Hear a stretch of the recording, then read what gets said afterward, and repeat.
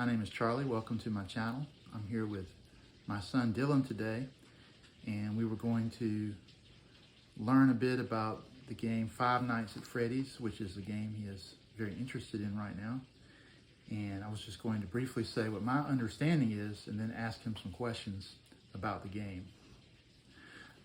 My understanding of Five Nights at Freddy, or FNAF as it's commonly called, is that it is a horror game that takes place in a defunct pizza restaurant / arcade with some of those Chuck E. Cheese style animatronics that play music. And in the game, the player is a security guard who has to survive 5 nights in the restaurant, avoiding being murdered by the animatronics, whose souls have been replaced by murdered children, and they are controlled to do evil by the original owner, William Afton. What I've also come to understand is that there is a complicated and sometimes convoluted backstory behind the game. And here to help me understand the game is Dylan, who has done a great deal of study into understanding this backstory.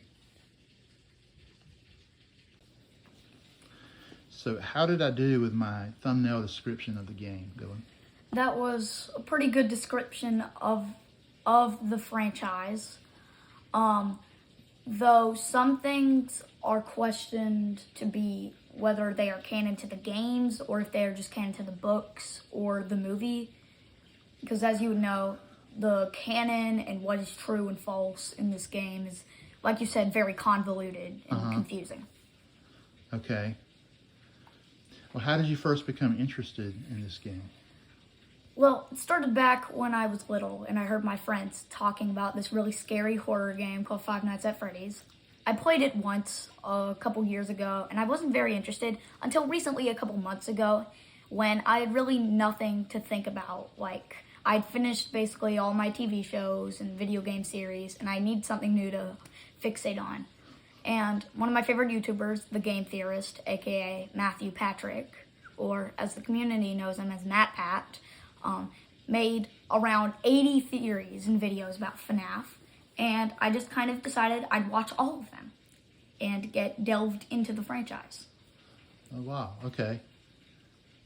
So would you say you're an avid player of the game, or are you more interested in the backstory and the lore? I have played some of the games, and they're pretty fun, but I'm mostly interested on the story aspect. Mm-hmm. I just kind of get the games to get a feel. I just play the games mostly to get sort of a feel for the franchise. But I'm mostly interested on the story. Okay. Is this a one-player game? Is it? Yes. Also, there are almost like an ungodly amount of books as well. I have not read any of the books, though I have the official character encyclopedia right here. Okay, nice. Also, they make a long line of toys, as I have one of them right here. Yeah. Of a character called Nightmare Freddy from FNAF 4. Nightmare Freddy. But yeah. Okay.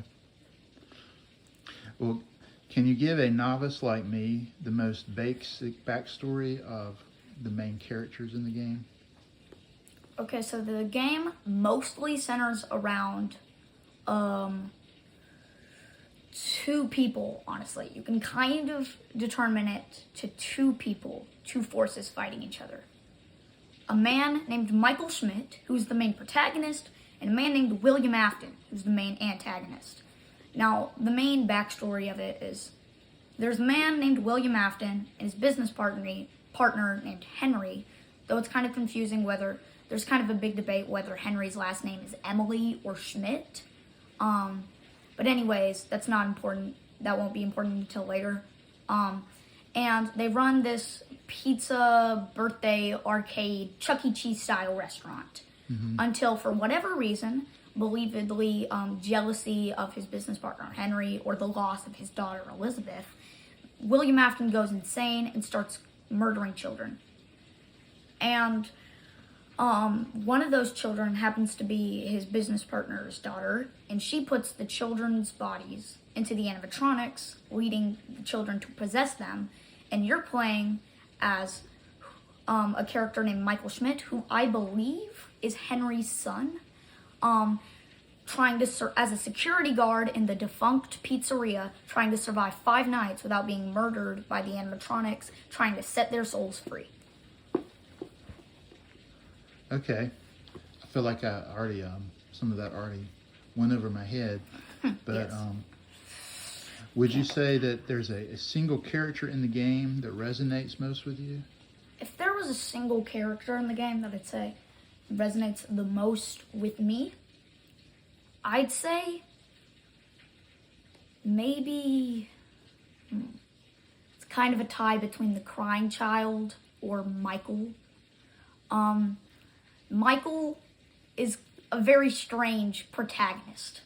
He presumably killed his brother on his birthday as a prank, but he did not mean to it. So he's kind of carried the guilt of this accidental murder.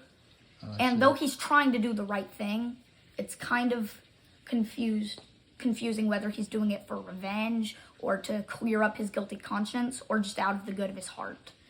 And for some reason, that character really resonates with me as a very strong character. And the crying child is presumably the kid he murdered. And also, I presume that his name is Cassidy, and that he's kind of a lost spirit, sort of trying to get revenge on the man, William Afton, who took basically everything from him, and also having trouble handling his emotions. And Now, is Michael and Cassidy? I know in the movie we watched, it was his brother who disappeared, right? yes, So is Cassidy his brother? so the families in FNAF are very confusing, but from what I believe, Garrett is the sort of movie version of a character named Evan, who is Michael's brother and was kidnapped by William Afton. Not Cassidy, though. Cassidy was another one of his brothers. He also had a sister, being Charlotte, I believe, though it's kind of controversial whether it's kind of like a big argument between the FNAF community, who's who, and whose family members are who. I believe their father is Henry, and William Afton's child is Elizabeth, because we know that's confirmed. Okay. Well, Elizabeth being William's daughter is confirmed, at least in the character encyclopedia. Okay, and in the movie, there was the police lady, Yes, Vanessa, who you think could also be the person you were just talking about. Yes, Elizabeth? Elizabeth. Yeah, okay. So, there's also a character in the games named Vanessa, who looks almost exactly like Vanessa in the movie, who is supposed to be a stand-in for the daughter of William, who was killed by one of his own inventions on accident, which is one of the reasons partly why William went insane, the community theorizes, is the death of his daughter. And there's also a theory that Vanessa is one of the robot replicas of his daughter.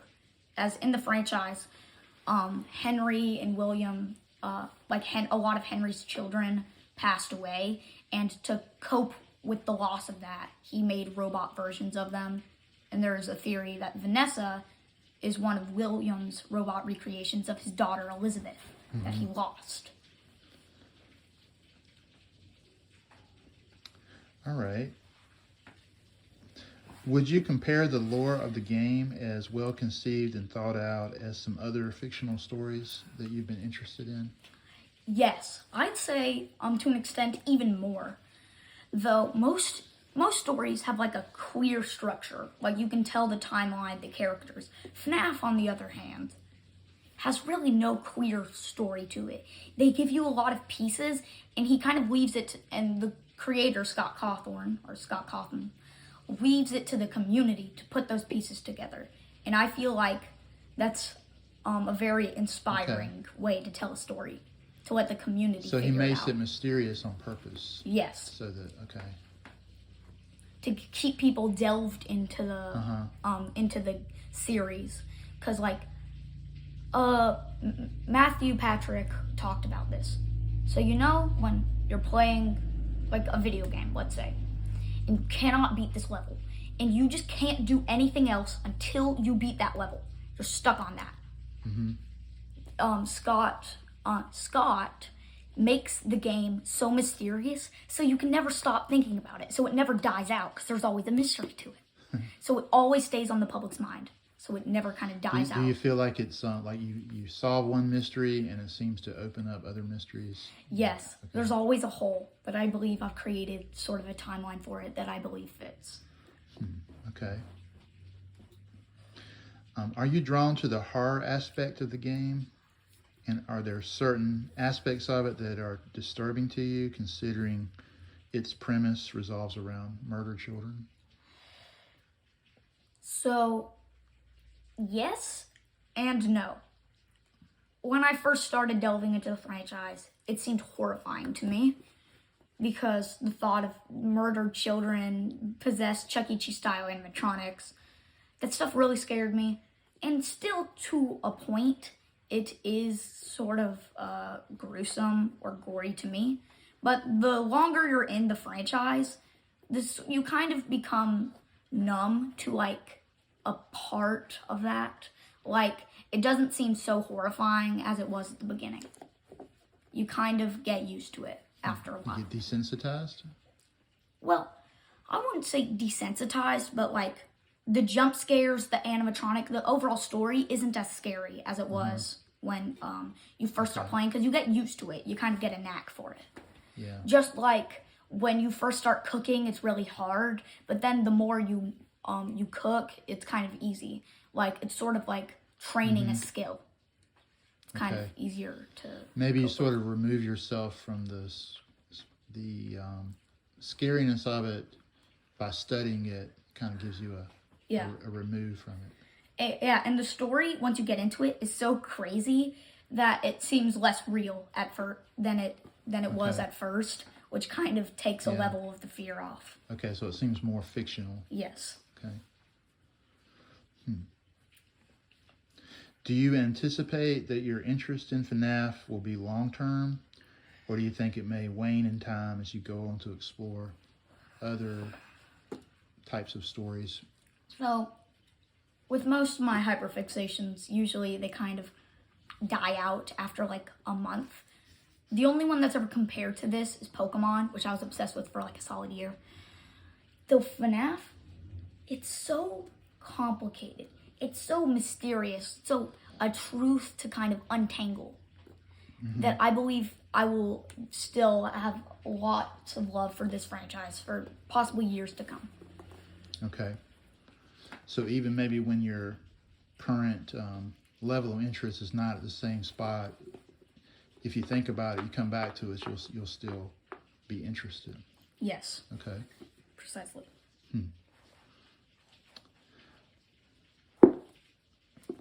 Okay. You have recently been attempting to imagine the most comprehensive and less contradictory through line in the lore of the game, and I was wondering if you could possibly maybe give us a condensed version of that. Okay, a condensed version. So, there are these two families, the Schmidt family and the Afton family. Okay. The Afton family is Clara Afton, who's not really important to the story, William Afton, who's the main antagonist, and his daughter Elizabeth.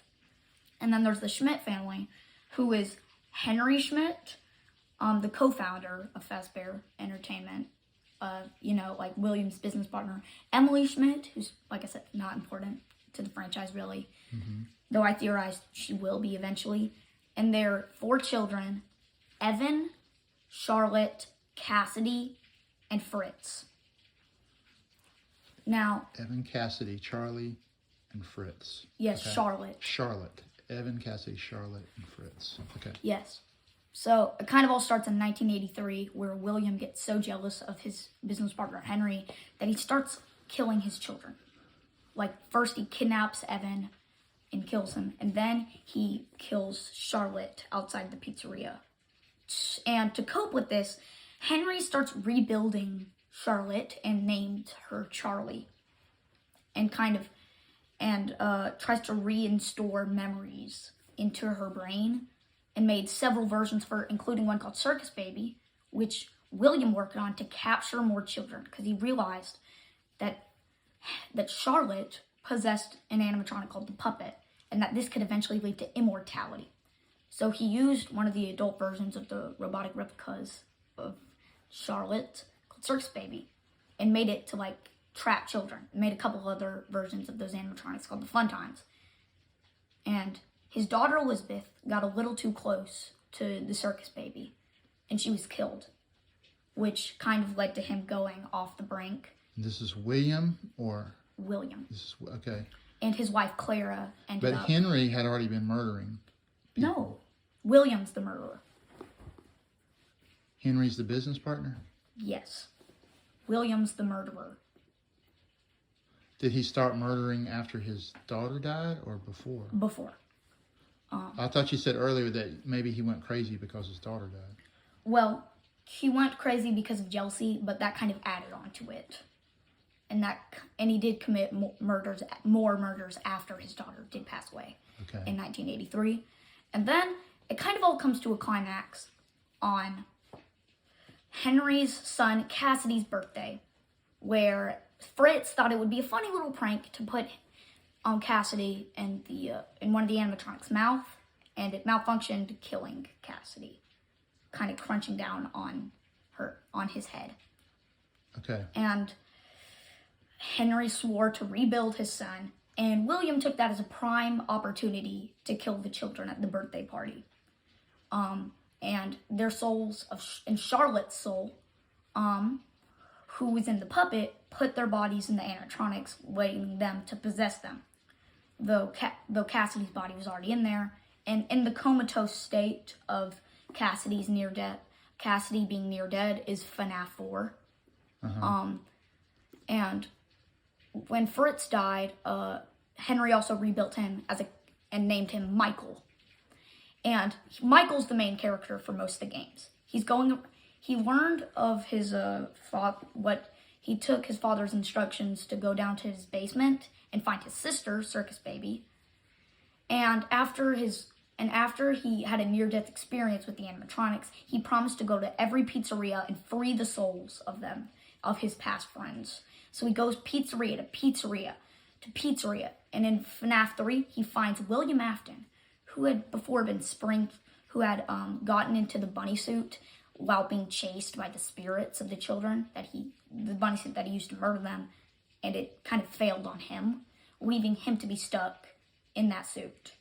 Also before, in 1985, he killed some more children in his second restaurant, and a security guard named Jeremy Fitzgerald had his frontal lobe bitten out by an animatronic called Mangle, resulting in the bite of 87, but that's not really important to the story.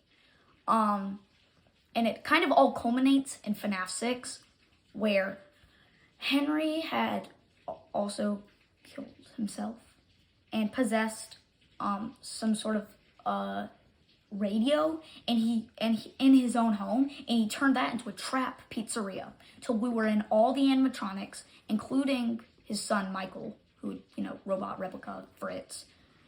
And he burned everything down because fire is the only thing that can stop Remnant. But Cassidy would not let William Afton's soul, who is now called Springtrap, go. So he tried to put him in a purgatory. But he escaped and became sort of a computer virus that infected the robot replica of his daughter Vanessa, who we talked about earlier, and lured her to the Pizzaplex, where the robotic replica of Cassidy, Gregory, was also there, and he's trying to kill Gregory while using Vanessa. Cassidy's also there in the arcade system trying to stop William from doing all this. And eventually, the Pizzaplex, which is a giant Fazbear themed arcade, like sort of mall, is destroyed, and Cassidy actually frees Vanessa from the virus, and they leave and escape with Glamrock Freddy, who some people think is possessed by Michael, but I don't really think so. And they escape the Pizzaplex and live happily ever after. But this program called the Mimic which is used to copy people's personalities, decides to copy Gregory's voice and lures his friend Cassie, who's not Cassidy, just some random kid, into the Pizzaplex and tries to kill her, and she ends up falling down the elevator shaft, and it's to be continued. Oh, wow. That's kind of where the story ends off. Okay. For now. But they're making a new game in December. Uh-huh. And you think the new game may resolve some of the mysteries or present more? Yeah, so far the game seems to be it's called Help Wanted 2. It's a sequel to the one where Vanessa was introduced. You know, the one where Vanessa got possessed by the glitch trap virus. Uh-huh. And it seems to be Fazbear Entertainment trying to hire more workers to test their VR game, like Vanessa was hired to test the VR game in which she got possessed by the glitch trap virus. And that's kind of all we know about Help Wanted 2 for now. Yeah. Until it comes out in December. Okay. Well, I feel like if there's any listeners that are really avid followers of the game, they would probably have some more questions about what you were just talking of. I personally don't really know specifically what questions to ask.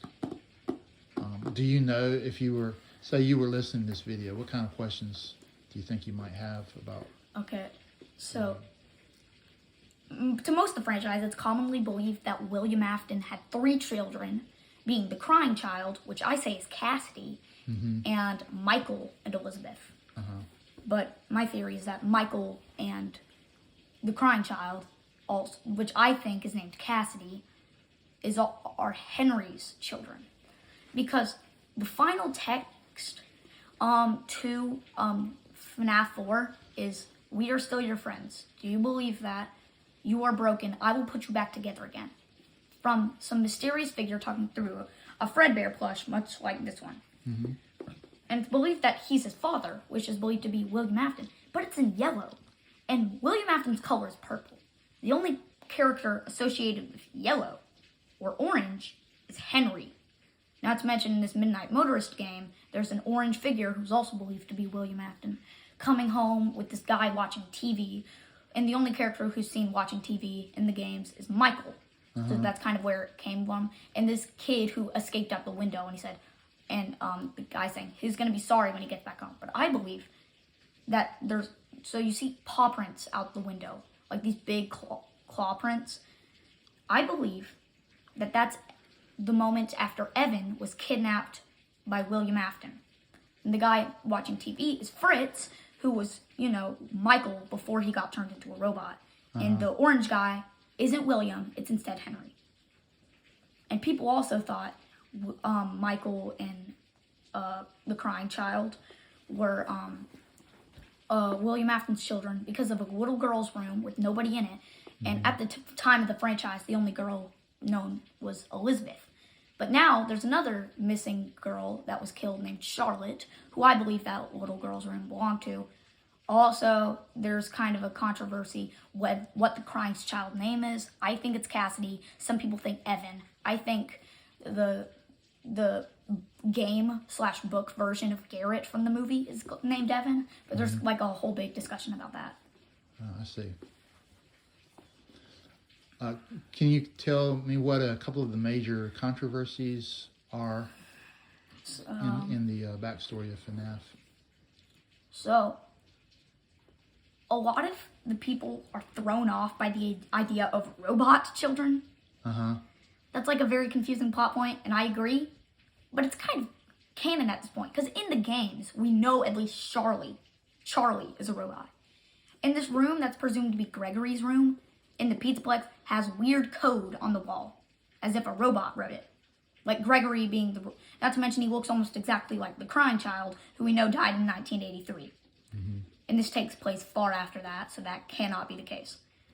Not to mention, Vanessa got possessed with a computer virus, which seems strange. Like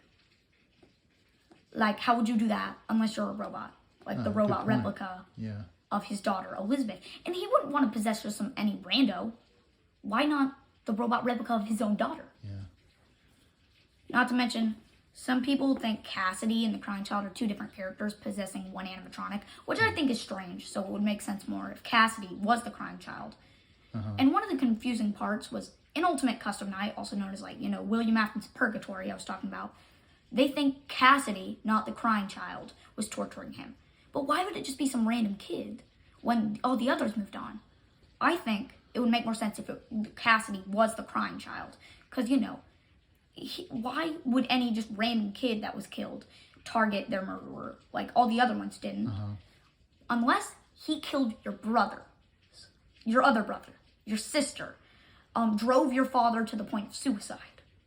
Then it would add a little more of a punch to it. Yeah.